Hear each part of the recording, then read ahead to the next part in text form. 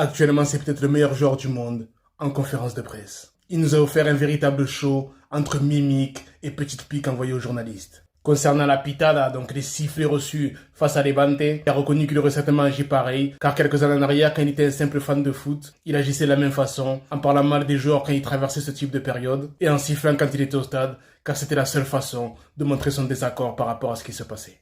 Il a juste demandé que tous les joueurs soient sifflés au lieu d'en cibler que quelques-uns comme Vinicius. Il a donc appelé à l'unité et à la responsabilité de tous ses coéquipiers pour donner la boîte à la tortilla, donc de retourner cette situation et de retrouver une dynamique positive.